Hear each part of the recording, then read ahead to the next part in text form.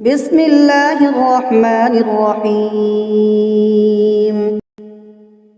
تبارك الذي بيده الملك وهو على كل شيء قدير، الذي خلق الموت والحياة ليبلوكم أيكم أحسن عملا وهو العزيز الغفور، الذي خلق 7 سماوات طباقا ما ترى في خلق الرحمن من تفاوت، فارجع البصر هل ترى من فطور، ثم ارجع البصر كرتين ينقلب إليك البصر خاسئا وهو حسير، ولقد زينا السماء الدنيا بمصابيح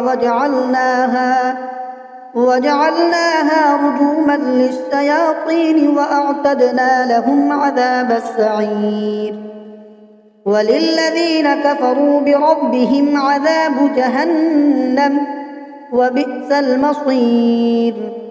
إذا ألقوا فيها سمعوا لها شهيقا وهي تفور تكاد تميز من الغيظ، كلما ألقي فيها فوج سألهم خزنتها ألم يأتكم نذير، قالوا بلى قد جاءنا نذير، فكذبنا وقلنا ما نزل الله من شيء إن أنتم إلا في ضلال كبير، وقالوا لو كنا نسمع أو نعقل ما كنا في أصحاب السعير، فاعترفوا بذنبهم فسحقا لأصحاب السعير.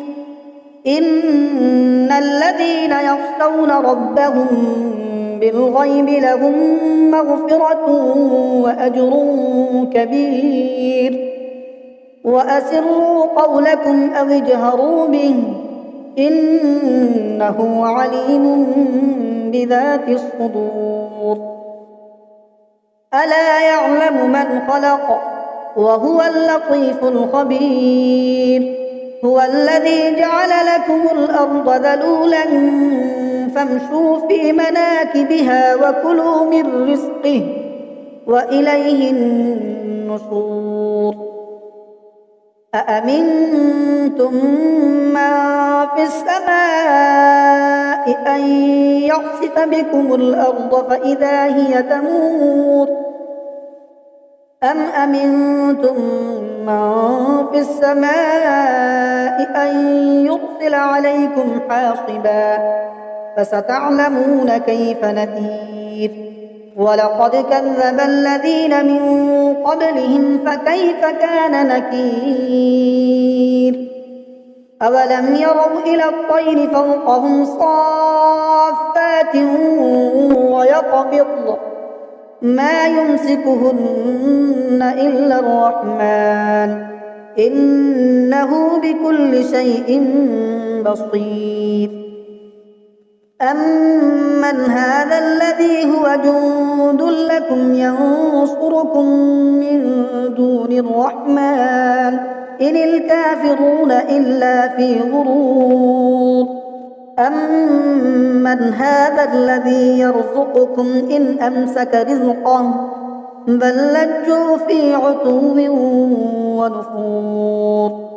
أفمن يمشي مكبا على وجهه أهدى